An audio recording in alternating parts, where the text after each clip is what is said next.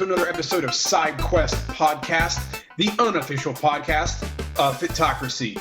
If you have not started following us on Twitter, check us out at SideQuestFM. You can find us on Instagram as well at SideQuestFM. The website is now moved a little bit. You can still go to sidequestpodcast.com and it will get you there. But now has combined with the launching of my online coaching platform as well. So you can go to sidequestfitness.com and then just click on podcast. It'll take you right to everything. Everything's all there in one, all of the episodes. I have some great guests lined up here in the next few weeks. I have a great guest today. He is a blogger over at Mobility 101, does some training outside of Boston, but he's a big mobility guy. I haven't had anyone on yet to chat about mobility because that is crucial. If you can't move, you can't work out. If you can't move well, then you're always dealing with pain. And the idea of getting into shape and getting into better shape should make you more mobile for anything. But anyways, I want to welcome to the show, Matthew Ibrahim. Thank you. I had a second. I was like, I'm going to say it right. I'm going to say it right. And then that little devil came in. He was like, you're going to screw this up. Well, hey, thank you for having me. I appreciate it. And hopefully I can be of some help. I actually, as you were kind of going through the introduction and whatnot, I've had my eyes to the left or your right because I was on my phone. You're literally going on your Instagram and liking and following just to ensure that we're a team now. Yeah. Awesome. Thank you. So thanks for having me, man.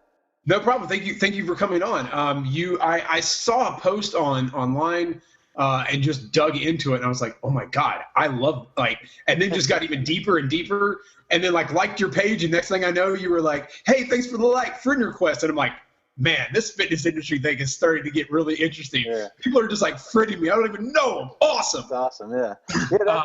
That's what I try to do. And I won't use her name because she'll probably get mad at me. My girlfriend, so she has this thing where she doesn't like that I'm always trying to connect with people on the phone. I'm always doing something. I'm like, look, it's business related. I'm trying to connect with people in the field. And I don't like to say the word network because I connect with people. I'm a people's person. I enjoy conversation. And I'm that all of my likes I've gotten on Mobility 101, my Facebook page, it's all organic.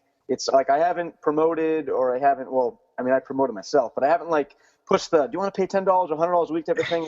Because I'm so in tune with the fact that I think if I can do it myself, why not do it myself? And the fact that like you just said, I friended you, and I always go through and I see who liked the page or who liked the post. And I literally, I'll switch from my page personally to my Mobility 101, and I'm like, okay, because you can't like it on your own page. You have to do it on your personal page. So I'll write the name down. I'll copy and paste. Okay, I want to be their friend. And I do it because, I truly just want to know, just like you reach out to me, I truly want to reach out to others and get to know what they're doing, their story. And I really enjoy the fact that, everyone's story is never going to be here to here. It's going to be kind of this way, that way, around a circle and here. And to me, I enjoy learning the ins and outs and why people did something and why they didn't, and kind of just learning. I'm a huge advocate of learning, continuing education, just getting better and learning through people and what they've done, what they haven't done, just so I can kind of make a better overall pot of stew for myself. It's very interesting that you say that because I'm kind of the same way. And I just had this thought of I remember being younger and listening to my grandparents sit around and they're just talking and they're chatting. And I'm like, this is boring. Who wants to listen to stories all day? Yeah. Let's go do something fun. But you're young and that's all you want to do. But as I get older, I start to find that, man, my life is kind of boring. Other people have way better stories than I have. So it is, you kind of connect with people. And I think with our generation, with the internet, it has made the world so much more smaller. So it's made it a lot more interesting, the stories that are out there. But you just find that most people are very much alike and everyone does enjoy that connection. So how did you get into the world of fitness? How did you get to where you are now? Did you always start were you an athlete? Was it always a passion, or were you like a former fat kid who got himself into shape years later? So I'm gonna drop a TO line. Get your popcorn. So so everything you said kind of culminates with me, and it resonates, and that's, you kind of labeled it, but I'm gonna go into the details. I've always enjoyed fitness. I've enjoyed working out. When I was in my early teens, I was a little chubbier. And I've always played soccer and basketball, and I love just running and exercising. A funny side note, my mother used to put me in the garage and lock the door because I had so much energy. I don't know what to do, so I just run around and exercise. So in a way, exercise saved my life, and my mother didn't kill me. She's probably going to kill me now hearing that. But anywho, so whatever, in high school, played sports, soccer, basketball, whatnot. Went through kind of a myriad of injuries, whether it was knee, ankle, shoulder, whatnot, just minor stuff, nothing ever major. And I went to physical therapy, probably for a couple of major injuries in high school. And, I was like, oh, like, this is cool. Like, they get to build an athlete back up, or just a general person. And, like, that's cool. All right, cool, whatever. And I kind of threw it in the back of my mind. I was like, oh, cool, physical therapy, cool stuff, whatever. And then I kept reading, like, Men's Health and all these fitness magazines, like, oh, like, new workout of the day, or new workout of the month, or best thing to get your biceps bigger, or, like, best new core exercise. And I would go to the gym and I would do them. And I would be that weirdo in the corner doing those weird things that you don't know what the hell he's doing, and I'm still that person. And but I have no shame in it now, and I hope that I'd like to think I'm a little more intelligent, or at least continuing learning. And then I was doing that, and I went to college at UMass Boston. Didn't get into anywhere I really wanted to. Didn't take academics as seriously, or at least as enthusiastically and as really with an open eye. I was like, oh, like academics, whatever, cool.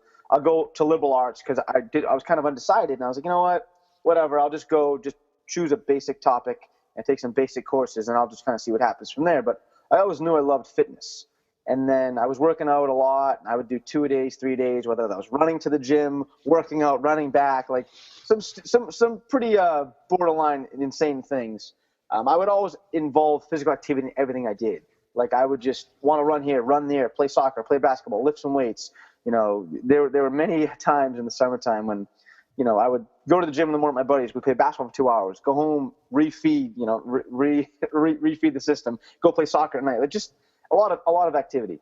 And then about a year and a half in, I was like, wow, like, my school has an exercise health science program. Oh, like, I finally opened my eyes. I was like, oh, wow, like, I didn't realize that. That's called not paying attention to actually paying attention, which I wasn't doing. So, it's pretty bad. So once I kind of dove into that, I was like, wow, like, this is cool. Like, I really enjoy this. And I started paying attention more, and grades went up. And like, my overall effort and everything I did was surrounded by fitness. So a couple of years in, became a certified personal trainer through the National Academy of Sports Medicine. Got it, felt pretty cool. It was a start. I was training in and out of like a local, just a commercial gym down the street from my house. And I liked it. It was cool, but I was like, you know what? Like, there's got to be more to this. I want more. I'm hungry for knowledge. And like, I just want to keep learning. And I was taking all the courses, and I was like, like, this general fitness stuff is cool, but like, what about the performance side? Like the sports performance, the strength conditioning, the athletic side? Because like I say today, I view every human being as having an inner athlete. It's just a matter of how much effort you're going to put in to get back to that state of being and that mindset. Because I think like the sports psychology aspect and how you view yourself is tremendously important. And I think it's often overlooked. The same thing, like I'll talk about later on with injury prevention and recovery. Like, though, I think like what you're doing for the 22 or 23 hours a day when you're not in the gym and you're not working out is monumental, way more important than what you're doing when you're in the gym. And I'll touch on it later, but I think that's kind of where my mind was at and what I was thinking about. I was like, you know what, let me kind of dive into that. And luckily, I'm not sure if you've heard of it, but I think some of the viewers may have touched on it and they might know, but I live like very close to one of the world-class facility, Mike Boyle's Strength Conditioning. It's over in Woburn. So through a friend of a friend, I got an internship there, and I was like, wow, like this is it. Like this is great. Like I'm finally going to learn from some of the best, at least that's local to me. Because in my eyes, he's one of the pioneers of the strength conditioning field and kind of one of the biggest names in the field. So I interned there. It was a great opportunity. Learned a lot. Really started to hone in on like the training philosophies and not just men's health fitness magazines and like UMass Boston jumbled up ideas of the exercise health science field. I kind of was, kind of coming along the path of learning like serious philosophies, like sound science techniques and the whys and the hows and the all that stuff versus just like do this because of that, Right. So I was learning and I felt like I was getting better, but I was like, you know what, like there's still a missing piece. Like I want to learn. So I was like, you know what, like I got injured a lot, and maybe I should, understand what it's like to be injured. So I'm in their shoes, whether it's an athlete, a 5-year-old kid, or a 95-year-old senior citizen. Doesn't matter. We're all human beings. We're all athletes in my mind, to a certain degree. So I was like, you know what? Like, let me reach out to PT clinics, and luckily I got an opportunity to work as a rehab aide at a franchise. It's called Bay State Physical Therapy. It's in Arlington, Mass, about a couple miles from where I live in Medford. And there's like 30 of them in Massachusetts. I was like, wow, like this isn't just a clinic. This is like a franchise. Like this is, it has some notoriety. It's well known.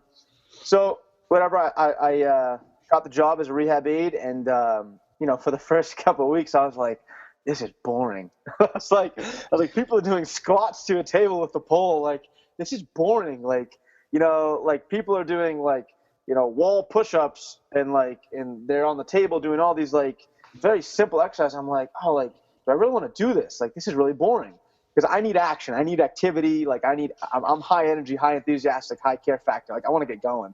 And it took a while for me to take that high energy in that low threshold clinical field and kind of mesh the two.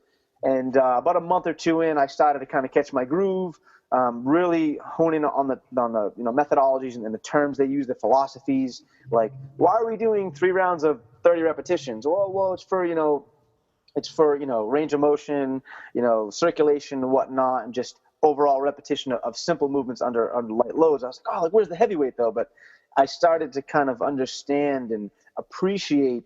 I think the word appreciate is very, very, very good word to use. I think I started to appreciate the human body and not just what it can do at high threshold, but what it can do at low threshold to get to high threshold.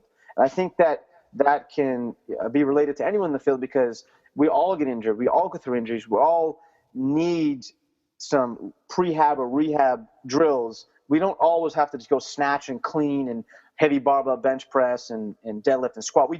Some people can, and I love it too, and we do. But there's also a different end of the spectrum. It's almost like buying a Ferrari, right? It looks great on the outside, but it has no engine. You can't run the Ferrari if there's no engine, the engine's not functioning. And I tell everyone that, like, you get one body in life, right? If you just bought a brand new Lamborghini Diablo with those doors that go up like that, you know what I'm talking? I don't know what are they called? What are those called? And you would clean that baby every day. You'd be bringing that sucker through the car wash like minutes, every minute, just boom, boom, clean it up. Cannot get a speck of dirt on it. Refilling the gas tank, oil changes. That thing would be in complete, beautiful care. Like you wouldn't let any dust go on it. Well, your body is more important than a car. You only get one. You can buy multiple cars. You can go through cars upon cars upon cars, and people don't fully appreciate, at least from my eyes, that like you get one body. So what you've done 2, 3, 4, 5 years ago, 10 years ago is going to affect you in the long run. So you should take care of your body. And I think that whole idea of being in the performance field, the general fitness field, and then in the injury prevention field, I kind of think, it was backwards, But I appreciate it more because it allowed me to learn, I think, for me, in a more important way. And from then I started growing and saying, you know what, this whole injury prevention, rehabilitation, mobility recovery piece, at least in my eyes, needs to have some more light shed on it. I think it's more important, and at least more important in terms of having it versus people not knowing about it. Because, how many times have you walked into a gym seeing someone with a lap bar pulled down, cranking behind their neck, and like simple exercise where their posture, their technique, and their simple base of movement is just not there. I'm like, wow, like, yeah, you can lift, you can bicep curl 50 pounds, but like, how are your arms feeling? And like, how close is your biceps becoming torn off, or your shoulder to be related to that and whatnot? So it's like, you know what? Let's kind of scale back and go through the basic bare bone movements, and then re-looking at those table squats with the pull. I'm like, you know what? I actually love that. I want to know everything in and out so that I can teach people the proper way. Then you can add load, because it's like if you're making a pot of soup, or any sort of recipe, you add a little bit of water at a time. If you add the whole pot of water right away, you can't take that water out.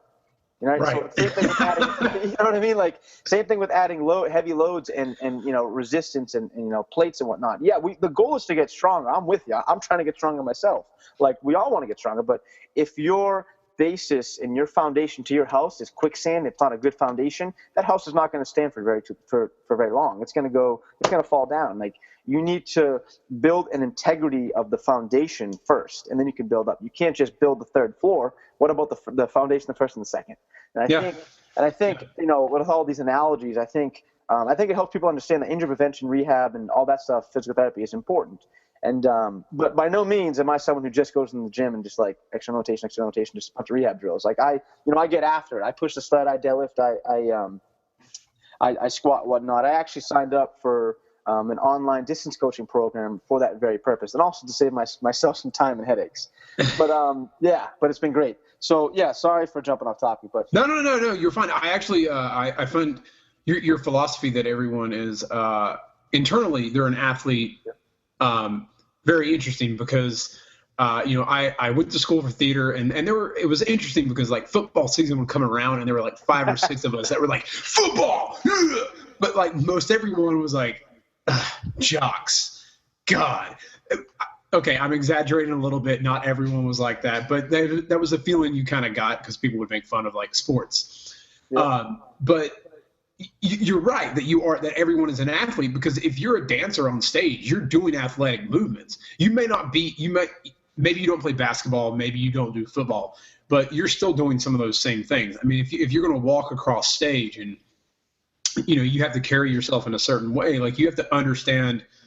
And I don't think some of this really started to click until I started to get into fitness, that like, if you move your hip just a half degree, like it can change, it will change mentally how you think. Like if you just do it for a little while. Like a friend of mine actually had me do an exercise once for a week where I had to start walking on my left foot and I had to count left, right, left, right, left, right, left, right. And I noticed at the end of the week that I started to like mentally, I started to like think about things differently. And I got used to like walking that way. So my gait was a little different. My strides were a little shorter. But yeah, it can do some interesting things mentally. But let me get to my question. So where did you develop that idea that you think everyone is an athlete, and how do you apply that to people who maybe come in to you as a client and maybe they don't have a big competitive streak inside of them like most athletes should? How do you bring that out? Yeah, great question. So I remember being asked the question of what defines an athlete. I think it was in my strength and conditioning class at UMass Boston. I think it was my sophomore or junior year. And I remember everyone had a variety of responses. Oh, well, being athletic. Oh, well, coordination. Oh, well, you know, speed, power, strength. Like, and we put all these words on the board, right? Yeah. And then the professor, who's actually a good friend of mine and wrote my recommendation letter for doctorate school, he was like, look, you know, let's simplify this. What does an athlete mean? The ability to control your body. Does that mean you need to be LeBron James? No. Does that mean you need to be, you know, Tom Brady, as good looking as he is? No. You know, does that mean you need to do all that? No. Like, can you have the ability to control your body? We're not necessarily talking about heavy loads yet or resistance or any of these things, because those will be evolved. But I'm just simply saying, can you control your body? Like, do you have the ability to control your body? Just like you have the ability to control your car. Right. Yeah. So, I mean, how do I kind of take that message and relate it to, you know, the clients I work with and the patients I work with and the athletes I work with? Well, it's tough. I mean, initially at first, because I think that, you know, as much as we don't want to say we're selling a product to clients, athletes, and patients, and I never like to use those terms. I don't like to sound like a car salesman because, you know, no one does. But at the end of the day, you have a philosophy, you have a way of teaching, educating, whatever you want to teach and educate, like whatever, you know, I want to do mobility, I want to do strength, whatever it is. And the person that's coming to you, they came to you for a reason. So there is a level of interest, but there's a kind of a meshing or, you know, they needed to understand the why and the how. And then you can kind of say, you know what, now you believe in what I talk about. Now, once I say X, Y, and Z, you'll believe me right away without that questioning. So what I do is I'll come off and say, look, like, you know, simple, basic patterns. Like my basic assessment is, you know, I'll run through tests and whatnot and range of motion, this, you know, shoulder, hip, ankle, knee, whatever, and all those things. But I'll do basic movements. And what I think are very simple, basic movements is, can someone row? Can they pull? Can they use their scap stabilizers, their, you know, retractors? Can they push? And then can they squat? Can they hip hinge? And then can they engage the core properly? Like if you cannot properly engage your, transverse abdominis, that muscle that acts as a cinch, as a belt around your core, if you can't engage that properly, how are you going to have a healthy spine? How are you going to hip hinge properly? How are you going to pull properly? Your posture is never going to be, sound. You need to work on the basics, and then we can kind of extrapolate and go outward. So from doing those basics, which I think every human being should have the ability to do on some level, and can be helped to do so, then I say, look, like once you have that in place, then we can work on, you finding your inner athlete. For some people that may be the 25-year-old, female college track star who went through a couple of ankle injuries after college and looking to get back, back on top. That may be someone who's never played sports in their entire life. And then what you touched on, the whole aspect of the competitive edge. And someone who I look to for motivation a lot is Eric Thomas. He talks about always having the competitive edge. So do I think people who aren't athletes can still have an edge or a competitive mindset, or at least a mindset that says, look, I want to be better than what I currently am for myself? Because to me, that still defines athleticism. Because every athleticism is different for every person. Once you have that mindset in place, then you could say, I will and I can. I can control my body based on doing these X, Y, and Z exercises that I'm supposed to do at various levels. Because again, if you're working with a 65-year-old female client or patient, their level of athleticism is going to be much different than a 25-year-old female college track star. So there's varying levels, but at the end of the day, it's still all, in my mind, one big pot of soup where she's an athlete, he's an athlete on different levels. That's kind of how I say it, and I really think that when, because as coaches, as trainers, we need to empower people. John Romaniello, who you and I both are fans of, I remember he wrote a piece, or I read it somewhere, where he said, in personal training, people do a lot of the training, right? But there's not as much personal side. And I think that part is huge, and it needs to be respected and appreciated more, because that's where I can say, hey, look, Rob, like, you have an inner athlete inside of you, and I'm going to help you get there. I can be your guide. And I think that whole connecting of the two, that bridging of the gap, allows you to believe in what I'm saying. And then when I say, hey, man, like, you have an inner athlete, like, to you that may mean something else, but at least you'll believe in me, and we can get to that end goal. So that's kind of, I know it's kind of a long spiel, but that's how I kind of dive into that whole, hey, everyone has an inner athlete inside of them aspect. Okay, cool. So reading through a few of your articles, and oddly enough, you mentioned proper core function, which is a huge thing. The transverse abdominis is one thing. Like, while stuff is printing out at work on a printer, I stand there and do some transverse abdominis work, because might as well use my time, to better myself, right? And it just helps pass the day a little better.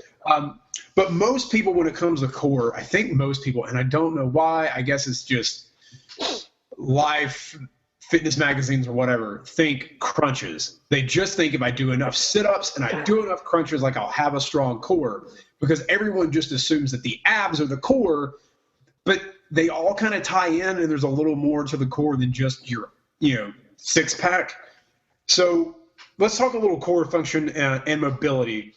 And how do you bring that out in people? What are some exercises you give to people that anyone could do listening to the podcast right now, to make their core function a little better in their daily life, as opposed to doing 1,000 crunches? Yeah, no, definitely. Yeah. So I'll start off with saying planks are my favorite core exercise, but I want to preface that rather with saying that there are a lot of people out there who say, don't do crunches, don't do sit-ups. And my thing is, we can add flexion, because you look at someone like a running back, right? When they need to get the ball and hike down, go into lumbar flexion, get the ball and come back up. So there's going to be flexion and extension and neutral in our lives. So we need to train in our lives what we'll do. Whatever we're doing in the gym needs to, in my mind at least, directly correlate and relate to what we're doing in sports or in the field or in our everyday lives. So do we want some flexion? Of course. Do we want some extension? Of course. It's just, I think there's a gray area in terms of how many degrees, or, how much is good enough, how much is bad enough, what shouldn't do. So I will say this. Do I think it's a good idea to do a bajillion excessive flexion, crunches, and sit-ups? I'm not a fan of it. Please underline, bold, italicize, and color red the word excessive. because excessive is like going all the way one way, all the way the other way. Like, do you really need that, especially at those speeds? I would say I'm going to avoid that. I'm not saying don't do it, because you can do what you want, but I'm going to say I would avoid that. What I'd rather have you do is this. First, learn proper core function. What that means is, type it in Google, type in what is the transverse abdominis? What is that major core muscle that people often overlook that it's the most important? That muscle allows you to brace your core and hollow out your core in a way that it protects your spine and allows you to optimally use your core in a functional manner. What does that mean in layman's terms? Being able to use your core for what it was meant for, not for what you want to look like. So the function of the core is all anti-directional patterns. So anti-flexion, anti-extension, anti-rotation, anti-side bend, so on and so forth. It's really to protect your spine. So you ever think of, let's say it's an icy day out and you're walking on the street and you're trying to go off the curb onto the street, you slip and catch yourself, right? Yes, that's stabilization of the ankle joint and so on, and upstream as well. But that core functioning had a brace, relay that message down and tell your body to kind of stabilize. So everything's involved. It isn't just one piece. So my big thing is, being able to properly engage your core, right? Function your core at just basic levels, and then from there, patterns that avoid like rotation, extension, flexion, side bend, all of these exercises that avoid those, because those are basic core exercises. From there, once you've been properly educated and your core can function properly, from there, then you can add the strength, the power development, and the stabilization, and all these other additives, which we want in the long run, but it wouldn't make sense to do 1,000 full range, like excessive flexion and extension crunches, because we're not necessarily training the function or the what it's meant to do. We're just training the anatomy. We're looking at Men's Health, and I don't mean to bash Men's Health. I mean, it's a great magazine that gets exercise out there, but in short, they put a guy on the cover with their six-pack flaring, and it's people like, oh, I want that too. Well, that's just the anatomy. That's what it looks like. But can you use it? Can you breathe properly? Can you use your proper breathing muscles, your diaphragm, and all these other muscles? Can you use those, and then can you function your core? Can you tie the two, and then can you add power and strength and all those things? So to answer your question, in short, is I would say start at basic low-level planks, because once you can do planks properly, which is an anti-extension exercise where you don't want to round out or excessive lumbar flexion in the back, extension, we want to be able to brace, engage that core, and then from there you can add so many other nuances in where it's alternating plank reaches, whether it's plank dynamic slides, side planks. There's so many other variations, anti-rotation pallet presses. We can go on and on and on and on, but my thing is, you look at the majority of exercises, whether it's a bent over row, whether it's a deadlift, whether it's a bench press, whether it's, you go on and on, pull-ups, push-ups. Your core, if you can engage your core properly, I always say engage your core like you're in a plank. We're not even doing a plank exercise. Engage your core like you're in a plank. TRX row. You ever see someone do a TRX row where their butt their hips sag? Like, if you engage your core like you're in a plank, and if you squeeze your butt and everything's turned on, those light switches are turned on, then you're going to have a much higher success rate and lower rate of injury. So planks are my go-to. I'm not saying no to sit-ups and crunches all the way, because if you read Dr. Stuart McGill, one of the foremost, most respected authors and professors on spine biomechanics up at Waterloo in Canada, I believe, there's many times where he advocates, talks about, we can have flexion and extension. It's just, can you brace first, and how much range are we using? As long as you're bracing and you're going within range that's not too excessive, then we're okay. So I'm not going to say don't do a bunch of crunches and sit-ups. I'm just going to say don't do a bunch of them at excessive ranges. Always engage your core and start simple at something like a plank, because you can always branch off of that. Oh, I totally agree. I'm a huge fan of planks, and whenever this episode goes up, hopefully I get off my lazy butt and have the post up, but I'm actually working on a great post for planks, because I think too many people trying to hold them out for, like, I'm going to do it for 90 seconds. I'm going to do it for 2 minutes. Yeah. And you really, really don't need that, because once you start trying to do that, then things start sagging, and other muscles get pulled in that don't need to be, like, you literally can do it in 15 seconds. And I like to turn it into a video game reference. So if you're listening and want to check it out, head over to the website and check out my Tetris planks. And you only need them at the end of a workout 2-3 times a week. But yeah, I'm not a fan of a bunch of crunch. And I think that's the problem, is that you see those things, or people go, oh yeah, I do like 500 crunches a day. And you're like, okay, that's going to get me that 6-pack on that magazine cover. But you're right. The transverse abdominis is going to make the 6-pack look bigger. You're going to breathe better. You're going to have better posture. You just don't see that muscle, so people don't train things you don't see. Yeah, that's why guys are like biceps. You know, well, that's the problem, I think. And I don't fault the general public by any means, because I say to myself, look, like, as educators, as trainers, as coaches, or as professionals in the health and fitness field, can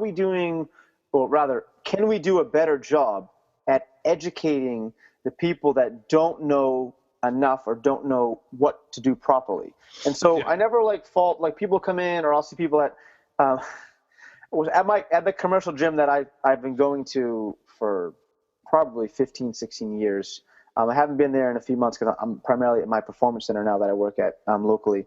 I would see, so at this commercial gym, just general commercial gym, the $15, $20 a month type of gym, over the years, the amount of times that I've seen people perform improper posture exercises, or something where they're like, I'm like, look, slow down because you're going to hurt yourself. Mm-hmm. I put my music on, I put my head down, I walk the other way, because quite literally I'll vomit in my mouth if I keep looking at it. And I mean that with I'm not trying to be funny, but what I mean is there's so many better ways we can help these people.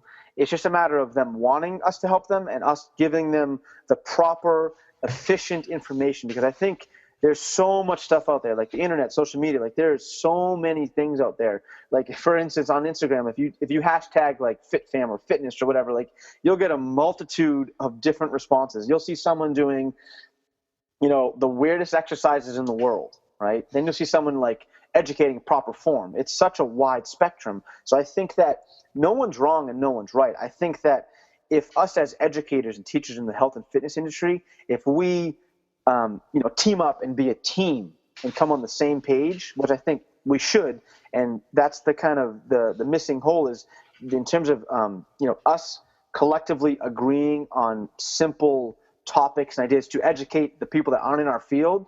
There's a wide opening there's a wide gap where the communication is lacking. And I think as the first thing we need to do is us as educators and teachers and trainers agree on things that can help and better the people that we're coaching and training and guiding.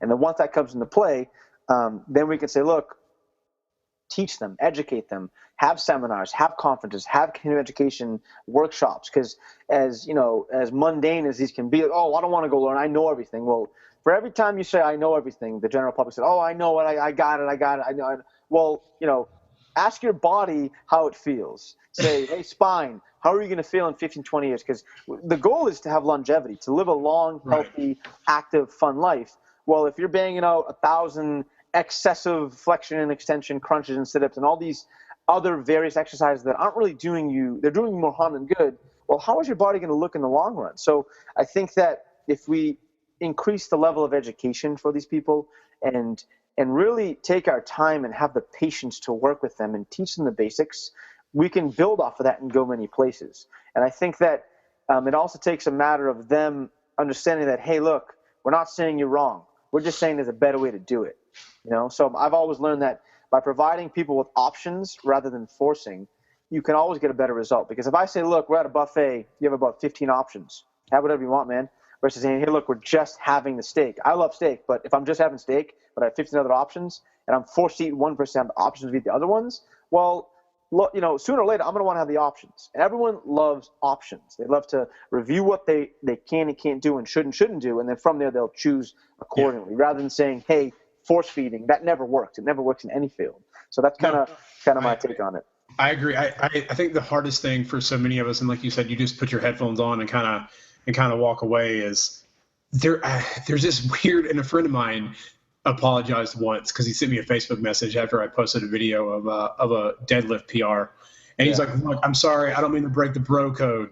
The secret code of don't say anything to anyone in the gym when they're doing something they shouldn't be. Yeah. And I was like, no, I want you to do that. Yeah. But I think you're right. Just saying like one tip, like sometimes I'll be in the gym and I've given people, I saw a guy doing barbell shrugs once and I was like, hey, I'm just going to throw this out there. Try this, go over to the Smith machine and just do it on one side and just shrug with one arm. And you'll get a way better workout, with that than you will just, with a barbell. And he came back to me like 2 weeks later and he was like, dude, that's amazing. He was like, I've gotten so much better at doing that. And like, I feel like I can see a better definition in my traps. So even just little things, I'm with you on that. But you said, for so many of us who are seasoned and are in the gym all the time, we're like, I know everything. I got this. I don't need any advice. And we all fall guilty to that. I think everyone. So many of us are like, oh, I got a squat. I got a deadlift. I got a bench. I got an overhead press. I got to do these big, heavy exercises, and I got to pound it. And we forget to take care of ourselves, and then we start to get a little achy in the joints as our years go on. So what is one piece of mobility that you think even seasoned lifters should always include in their workouts? Yeah, great question. Yeah, no, definitely. Yeah, great question. So one thing or one analogy, because I love analogies, that I'll say is, and I learned this from the physical therapist I worked under at the clinical setting, was if you had a wall and you had a person, right? Would it make sense for that person to continually bang their head off the wall repeatedly, nonstop, even after their head started bleeding? And I would hope the general public would say no. So why does it make sense to beat the crap out of your body? It's the same scenario. So in terms of mobility, what we need most, I think, I believe there's a statistic and research that says roughly 80% of the population at one point or another in their lifetime goes through some sort of spine injury or setback or just something that, some sort of pathology where it's like, you know what, your lower back's hurting because of X, Y, and Z. Yep. 80% is a very high statistic. It's a very high rate. So I say, there's probably so many reasons why it could happen. There's a multitude of reasons, but I would say this. Probably one of the top reasons, not number one, number two, but probably somewhere near the top, is you look at our society as a whole, and the majority of us sit down at a desk for a 9-to-5 job. What does that do to our lower back? Okay, we have a huge statistic, and we have a position we spend most of our days in, roughly 8 hours, sometimes 9 or 10, right? Yeah. And I say, okay, well, if you're sitting down, that puts the hips, the psoas, the anterior aspect of the hip, the front of the hip, really into an excessive amount of flexion. The analogy I use is, imagine a structure being pulled on with all these straps and these wires pulled on, cranked on, and it hanging there for 8 to 10 hours a day. And then you get up from it and you're glued into those positions. Well, your lower back especially is not going to be happy. So the number one thing I say is open up your hips. So, you'll walk into a gym, every gym, and you'll see it. You'll see people with foam rollers now, because that's become a new fad in the last 5 or 10 years, which it has its benefits for sure. And you'll see people foam rolling, and they're taking a half kneeling stance or position on the ground and open up their hips. But what you'll see is when they're doing it, they take one foot, they bring it all the way forward, they bring their back foot all the way back, laces down, and they'll go into excessive extension, really lean into and kind of hang out in their hip capsule. So what we're doing there is we're really just hanging out in the ligamentous and everything that's attaching, the bony structures and whatnot and the anatomy. We're not really getting as much musculature, the anterior aspect, as we really should be getting. So I'd say, and there's a few posts where I go over this, how to do it properly with videos and explanations and demonstrations and whatnot. But taking a simple half kneeling quadricep hip flexor stretch where you bury your front heel into the ground, knee over foot, your back foot, that knee is slightly within an inch or two behind that back hip, and that back toe is in the ground to keep that superfascial line that runs from the back of our head all the way down to behind our Achilles on, that stretch on, which grabs the musculature, of course, as well. And then once we have that there, that better allows us to engage that back glute which in turn, if you think the glute's behind, that front anterior aspect is the hip, it allows it to be stretched. If you shorten or contract one, the other one has to lengthen and go through a stretch. To me, it's simple. It makes sense. I think it's easy for people to understand. So if you gently squeeze that backside glute, it automatically opens up the hip. For the majority of the population, they'll feel this right away. They'll feel this right away. They don't have to move forward at all. But for the people that don't feel this right away, you need to first engage the backside, the glute, get that front stretch in the front of the hip, and then from there, make sure that pelvic, that pelvis alignment that you're currently in, maintain the integrity of it, and just gently shift forward, not rock forward. Keep that and just shift forward about. You may need an inch or two, a couple inches, and then from there, you'll feel a lot of action going on. I'd say the most simplistic stretch is to open up our hips. From there, I'll say take a lacrosse ball, or just to start off with something softer, take a tennis ball and roll out the bottom of your feet. Unglue your feet. And there are no right or wrong ways to do this. There's many aspects to the bottom of your feet. You have the toes, you have the plantar, the lateral, the medial side, the heel, so on and so forth. There's no right or wrong way. Hold on to something, balance with your other leg, roll it out, the whole thing for a minute aside, and once you're ready, go to a lacrosse ball. I would say those two, along with getting some extension in your life in your thoracic spine or your mid-back, below your shoulder blades, I think those three are the most primary things we need to do on a daily basis. So unglue the bottom of your feet, open up your hips with a stretch, and thoracic extension. This is tying off of the properly engaging your core. So I think really those four things in terms of mobility, really the thoracic, the front hip, and the foot are the most important, at least for the general population, on a very generic, basic foundation of saying it. Oh, that hip flexor stretch, I have to do probably 4 or 5 times in the day because I sit at a desk for like 8 hours, and then about 30 minutes at lunch, I'm sitting in the lunchroom. We're like 15. I usually just like throw my food in my mouth because then I'm like, I gotta take a walk. I gotta get outside. Yep. It's cold, and I don't like walking in the cold. I don't care how my Viking blood that flows through my body might enjoy it. No. Yeah. That definitely helps. And you're right. If you squeeze the glute, most people just sit there and they just kind of sit back and they don't really squeeze the glute. But if you squeeze that glute, you will feel it relax, and it is a fantastic feeling when your hip flexor kind of relaxes in the front, and you're like, man, my back pain seems to kind of be going away. Yeah. That's a great point. And I think that's one thing a lot of lifters don't do is we get so good at we don't open our hips very much. Because if we are sitting at desks, and even bloggers, you're still sitting there, you're still doing all of that. You're shortening that muscle.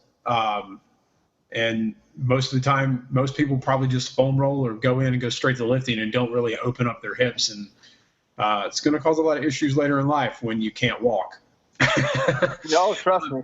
Oh, yeah. You see it, man. But speaking of foam rollers, so my wife, awesome Christmas gift this year, bought me a foam roller. All Christmas Day, I just sat there and foam rolled. And she got me some lacrosse balls. And they work both well as a tandem. But let's say you could only have one for the rest of your life. Which one would you choose? Your body. No, seriously. If I was pushed to pick one, I would say lacrosse ball or something that's denser than a foam roller for the people that can't. So I guess let me back up. So this is a very open-ended question. I'm going to try to answer as best I can. So we have people in our world who have, we're speaking soft tissue specifically here. So people in our world who, when they go on the levels of foam roller, I think Perform Better sells one that's white, which is it's like a pillow, to me at least. And then there's the black one, which is like the Elite, which I use sometimes. And then you can up it and do like the grids or like the ones where it's a PVC pipe with a carpet. There's different levels. So in terms of like which one I had to choose, well, I would say it's all relative. It depends on the person. So I would say if you're someone who oh my God, it's like your musculature is very sensitive and your soft tissue is like really soft, not dense. You're not really toned, so to speak, and you can't, it's too much. I would say go light and pick the foam roller. Stay with the foam roller. But if you're someone who can handle the kind of upper echelon of soft tissue work, where it's the black elite foam roller or something denser, where it's a PVC pipe and a rug or PVC pipe alone, then I would say in that regard, go to a lacrosse ball. Go to something that's smaller, much more dense, and allows you to get into little pockets and areas and angles where you could not get into with the foam roller. So if you're LeBron James, get a dense lacrosse ball. And I use LeBron James because he's like a high-end athlete, but by no means am I saying I'm just a fan of him. Like if you're on one end of the spectrum, use the denser lacrosse ball. If you're on the other end of the spectrum, there's no shame in it. We want to be able to work with your capacity and your ability. Use a foam roller, and then kind of from there, what I like to do is just we simply talk about like what. Well, the first thing I said was your body, and I mean that because what I meant to say by that is you should be able to do everything you do with soft tissue work, not in the same way, but understand like, okay, if I'm going to roll up my quad, right, do I have the ability to essentially open up and break up that scar tissue with just mobilizations and movement? Because us as humans, we were born to move. You look at cavemen. You look at how we've evolved. We want movement. So I love the foam roller. I've been known to bring a foam roller and a crossball with me like to many places, and I'm that weirdo who kind of rolls out in the corner or does movements in the corner. So I'm on board with the foam roller. I'm cool. I just over the last 6 to 8 months, I've tried to lessen my usage of the foam roller and soft tissue work, not because I don't need it, but because I want to learn more in terms of just human movement and understanding the human body and be able to do what I can do with one object as well as my body. And that's kind of where I'm at now. But I mean, I'm all encompassing. So I'll use foam roller, lacrosse ball on my body. But, again, one end of the spectrum, use a lacrosse ball that's denser. One end of the spectrum that's lower level, use a soft foam roller, and then try to use your body more. So. Okay. All right. I typically use it just like as a quick little warm up, at the beginning, and then at the end, just to kind of help with the recovery aspect, or at least what I think is helping with recovery. Maybe it's not, but damn if it doesn't feel good after a heavy squat day to just roll on that IT band. Because I feel like the next day, again, it could be placebo, but I feel like the next day I don't feel as sore or as hurt. But when it comes to recovery, and stuff like lacrosse balls or foam rolling or extra stretching, like what do you do with clients that actually can help promote recovery, or what do you suggest that they do? Yeah, besides going home and eating, of course. Good question. I think you just kind of said it right there. So I think the common misconception, not that it's bad, but people will only foam roll or only do mobility or recovery drills at the beginning and or at the end, which those are prime times to do it. Those are great. But why can't we do it in between and intertwined like with our exercises? That's the question I ask. So it's funny, like this will kind of culminate and combine to everything we talked about. The performance center I work at now, it's sports performance based. There's also a CrossFit inside, but there's also a heavy amount of athletic development with athletes and sports performance. And the one thing that ties into everything, which is literally what I believe in stand for, injury prevention and recovery. That's sprinkled everywhere, kind of like that Frank's Red Hot Sauce commercial. Yeah. It's sprinkled everywhere in a very positive way. So what we do, and my philosophy is what I believe in, is kind of it goes hand in hand, is let's say we have someone doing just a regular goblet squat, right in front, barbell, dumbbell in front, going down, goblet squat, anterior loaded. Why not get a hip external rotation mobility drill in between? Because if you think about it, we're trying to externally rotate the hips when we're getting into that deep hole position in the squat. We want to push those knees out, load up the hips, externally rotate, and then why not optimize that position with a mobility drill or a foam rolling drill that can enhance and optimize the position we're trying to own, in a sense, like Charlie Weingroff talks about, owning the position. Why can't we do that movement to own the position that we want in the lift? So I say in between, we can foam roll, do soft tissue work, mobility drills, prehab and rehab drills, recovery drills, and going on postural technique drills, and especially breathing as well, where why not do them in between? Because it's going to enhance the lift or the exercise like right away, not just tomorrow or the day after. So that's kind of my take on it. Okay.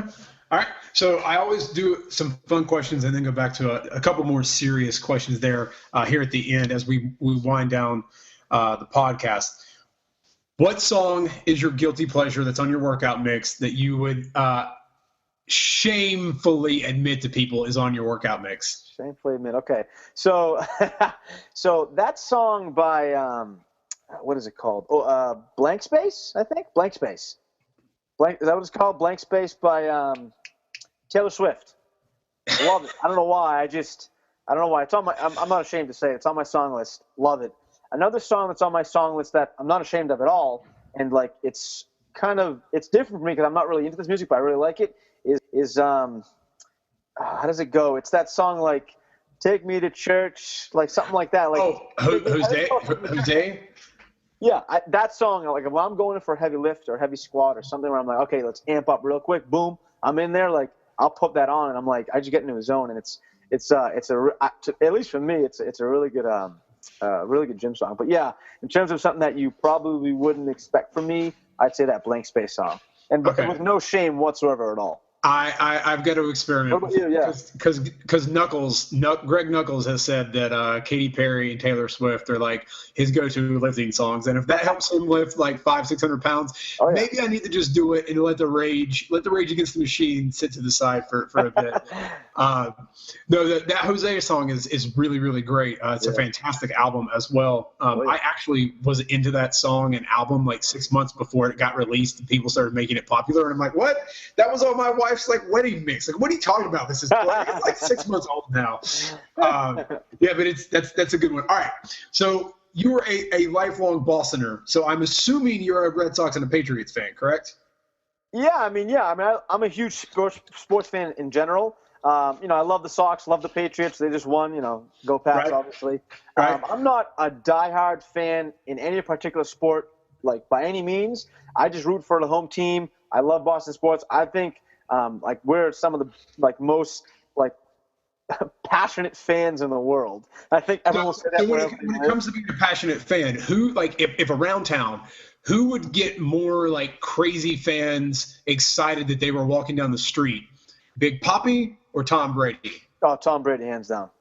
I love Big Papi, but Tom Brady has he's got everything going on. He's in magazines. He's in I don't even know if he's in commercials for Under Armour or Uggs or the other millions of sponsors he has, but he's the guy. He's he smiles, he winks that eye, people are going nuts for him. That's just who he is. Papi, he's Big Papi. He's lovable. He's a teddy bear. Everyone loves him. I mean, I think both are highly revered, but Tom Brady that's Tom. That's a terrific Tom. That's interesting because all my friends in Boston are like, oh no, it's Red Sox everywhere. You don't ever rarely do you see a Patriots jersey. And I'm like, what? Really? And every time I've been there, they've kind of been true that I've seen more Red Sox. Oh, you will. You the Sox. I think the Red Sox as an organization, in terms of who wears the most jerseys and hats, hands down number one. Yeah. But in terms of which Boston athlete, unless Larry Bird came to town, or Ted Williams, I would have to say when you see Tom, it's like, wow, your jaw probably drops. Oh my God, that's Tom. I don't by no means disrespect it to Big Papi. I love Big Papi. I think he's the man, but I just think from my perspective, what I can see, people will go bananas a little more so high on the Richter scale than Big Papi. Hope he's not hearing this by any means. Well, if he does, thank you for listening, sir. Please tweet me on Twitter so I can get 1 million more followers. So what is your biggest struggle? Whether when it's to stay on track with diet, is there a certain food that just throws your macros out the window? Is there a something that you struggle with every day that you have to work hard to overcome? I love food, man. I'm obsessed with food, and I don't binge, but peanut butter is my favorite food in the world. I always say to people, if you were stranded on an island and you had to pick one item of food, what would it be? People are like, pizza, but you can do so many different varieties. Subs. I'm like, I just want a tub of peanut butter and milk. Peanut butter is my favorite. So what I would say to make this relatable and applicable to the people listening is, we all have our arch nemesis. We all have our food. We're like, I love it, but I know I can't. Well, hell no, don't say you can't. Jill Coleman of Jill Fit, she's kind of in the same circle as Nagar Fanuni, Jen Sinkon, all those highly popular fitness women in our field. She talks about, I believe it's like 90% of the time she eats 100% healthy, and 10% of the time she'll indulge. And she talks about when she indulges, I believe it's something around the lines of, okay, you have a chocolate bar or a protein bar, right? Have a bite and put it down, right? And say to yourself, hey, do I still want to continue having the rest of that, or do I want to save it for later? And I think we can all look at that type of example, that scenario, and say, you know what? Do something similar with your caloric intake, what you're eating, what you're, put it in your body, your nutrition. I'd say, what's good or what's bad, and you know what's going to help, what's not going to help you. The stuff that's not going to help you, don't eliminate them. Just have them in smaller amounts and plan them, like plan when you're going to have them, versus just binging. Like if you, like every Sunday, my mother and I, we make like the protein and vegetables for the week, for at least for the first few days, because I have two brothers and we're animals in the house, so we eat everything. But at least Monday through Wednesday we're covered. So we'll prep, bins of chicken breast, avocado, tomatoes, broccoli, Brussels sprouts, asparagus, and all these things that are healthy for us, and that's going to help us in the long run, energy-wise, our brain functioning-wise, efficiency and whatnot. And then, throughout the week, I'll be honest with you, if I want to have chocolate or something sweet, I'll go to Whole Foods, I'll buy I think it's 89 cents for like a little 1 or 2 bites of a dark chocolate, little bar, a little bite. And during the end of the week, Friday night into Saturday and Sunday, I'll choose a couple or maybe a few meals where I'm like, you know what? I'm not going to throw everything out the window and say screw it, but I'm going to enjoy myself. I'm going to have that cheeseburger that I've been dying to have all week. Yeah. And I'm going to have that slice of pizza, but I'll do so in moderation. And I'll also do so with the healthy mindset in the back of my mind saying, hey, look, enjoy this, but don't go over the deep end. And I think, getting a cheeseburger with an avocado on it, bacon, and a fried egg versus getting a cheeseburger with, all those things and a bun, I feel a little bit better of myself if I don't get the bun. It's just my rationale on how I look at things. Right. But then I'll move on and say, you know what? And because I followed John Romaniello for quite some time now, and I read his Engineering the Alpha book, the whole thought of intermittent fasting has kind of taken its role in my life. And, I'll go through probably anywhere from 4 to 5 days a week where I'll fast. And I'll do, those 16/8s popularized by, I think it was named Mark Behrens, I believe. And Martin Bergen. I apologize. Yep. So that's kind of my look at it. So kind of the 90-10 rule that Jill Coleman of Jill Fit talks about: eat 100% clean 90% of the time, and 10% of what you want, like that portion of the time. But again, the big thing is don't be so strict to the point where you become OCD. Right. Yeah. So, I have a good friend who, the guy is probably one of the smartest and wisest guys I know. And he was like, look, I view it like this, everything in moderation, including moderation. Yep. Like you can eat those things in moderation, but sometimes let yourself have them go a little over, and don't hate yourself for it. And I think that's important. So the last thing I want to talk about is your most recent article, which I thought it meant a lot for me as someone who's just gotten their certification to be a trainer. And I saved it on my note 3 in my little scrapbook to go back and read. But it's 7 things new trainers, should know. But I had an interesting thought, because I thought it fit in more than just for trainers. So can you apply those things and those concepts to people who are not trainers? Can people apply it to their everyday life? And if you don't mind, real quick, just kind of go over those 7 things. Yeah, definitely, yeah. I definitely think we could, because if you think about it, right, the health and fitness field, it isn't just in our field, because the whole thing that John Romaniello talked about with, the personal side, the training side. Yeah. We need to have more of a personal side. We need to be able to reach people on a personal level and have all those simple human traits. So as I'm kind of, delving back to these 7 things, and the topic is called, 7 things every young health and fitness professional should know and why. I think, number one was creating a powerful mindset. And, what I mean by that is, find what motivates you, what allows you to reach a point where, like, you know what, I'm powerful. My mindset is clear, and I can deliver based on what I believe in and what I stand for. It doesn't matter what field you're in. So an example I talk about is I'm a huge fan of Eric Thomas. If people out there haven't heard of them, they might be living under a rock somewhere, because if you can't get motivated by like 10 seconds of this guy speaking, then there's something going on there. There's something wrong. That's who I use. That's that's what lights my fire. That's what gets me going. And all I need is about 30 seconds, 10, 15, 20, 30 seconds. That's all I need. And for everyone, it's different. And I think Elliot Hulse is someone who talks about kind of getting into that fired up mode real quickly, but honing it in and shortening it, not having to put a song on for 5 minutes and go like hoorah rah and get all crazy. Hone it in. Create a mindset where it's strong. I'm not saying you need to go and scream and yell and get all powerful. I mean like inner power, because if you're in our field or in any field, if you have the inability to create a mindset and a motivational, setting for yourself, how can you expect others to believe in what you're saying and doing? It doesn't matter what you're talking about, whether it's health, fitness, anything, any other field. So that's kind of what I mean by that. I'll jump to number 2. So number 2 talks about, practicing movement routinely on a routine basis. So, I'll tie this in everyone really. It doesn't just, in our field. What are you doing in terms of just movement? I'm not saying you have to go to the gym every day.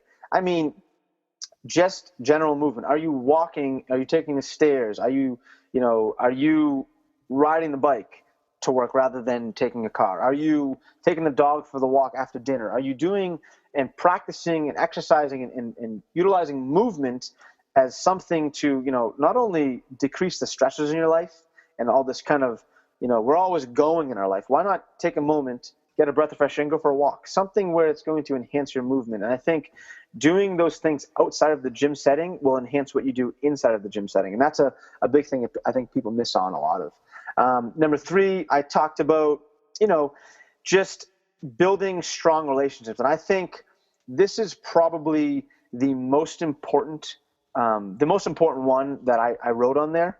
And I mean that because I've deliberately spent the past 3 years going above and beyond and out of my way to literally reach out to every human possible, like everyone possible in this field and not in this field that I believe is doing something great and is better than me, and that I want to try to be like and try to pick up some of what they're doing, learn what they're doing. And I think us as humans, we should want that, like that willingness to learn about others. Hey, I want to learn what is your life like? What have you done to get where you are? And just understanding people. I think they're just being a human being, like taking the time to put the phone down and put our social media down. hey man, I'm a creature of habit. I'm a culprit. I do it myself, but I think sometimes I'll say to my girlfriend, hey, like take my phone, put it in your pocketbook. I just want to talk and catch up with you, or just maybe be with anyone, not just girlfriends, people in our lives. Let's sit down, let me grab 10 minutes of your time. And how's your day going? What have you been up to? What are your goals right now? What are you trying to do in life? How was your workout? How's work going for you? Just all those things, just building relationships. And I think Martin Rooney is the one who talks about you are most like the 5 people you surround yourself with. Yep. So I really took a liking to that, and I said, you know what? I'm going to surround myself with people that are better than me, people that I can learn from and grow, and develop from utilizing and connecting with them and just becoming a better overall person. That's kind of what I meant by that. Jumping on to number 4, I think it's getting enough sleep. And I think you'll hear a variety of different responses here. And how many hours should you sleep? How many hours shouldn't you sleep? What's right? What's wrong? All I'll say is this, and I'll refer to Mark Verstegen out in Arizona. His performance center, it's called Athletes Performance Institute, now known as Exos. It's what I call the gold standard in our field of sports performance and just overall human performance and health. In his most recent book called Every Day is Game Day, he discussed the fact that, our brain and our mind likes routine. Right. So if you're someone who wakes up, let's say you have 6 a.m. clients. Oh, I'm sorry. Let's say, to better relate to people not in our field, let's say you have 8 a.m. You have to be at work every single morning. You're probably attuned to the fact that your body wants to wake up roughly around maybe, let's say, 6:30 to probably get ready, catch the train, so on and so forth. So right. 6:30 is your ballpark. If you deliberately sleep in for 10, 11, 12 hours on Saturday morning and you wake up like midday, I'm going to guarantee you, I don't care who you are, you're still going to feel sluggish because your body is not used to that pattern, that routine. What I will say is this. If you want to sleep in and get a little extra rest, try out napping. Try out a power nap. 15, 20 minutes is all you need. You'll feel revigorated, re-energized, rejuvenated right after. Also, sleep in, but again, like you said, everything in moderation, including moderation. So sleep in like an hour or two extra, and that's great. That's fine. You won't feel sluggish. I know many people on a personal basis who I will not say names or talk about who they are or how I'm related to them or whatnot, but these people, these individuals who I know, and just everyone in general, I'm going to sleep in tomorrow. I got my day off. Great, sleep in. But don't overdo it because I guarantee you're going to feel sluggish. Your body needs that routine or something close to that routine. Right. I think getting enough sleep in terms of mental capacity, brain functioning, and efficiency, like we need those in terms of being able to work at a high rate. That's kind of where I kind of pulled from there. The number 5 is accepting change.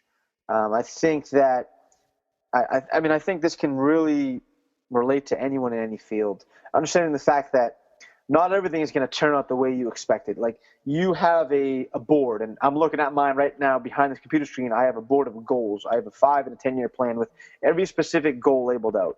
Do I want that line to go straight? Of course, we all do. We all do.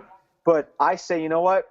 I'm okay with the fact that if I have to jump 3 steps ahead, jump 2 back, jump 10 ahead, then jump 5 back, I'm okay with that.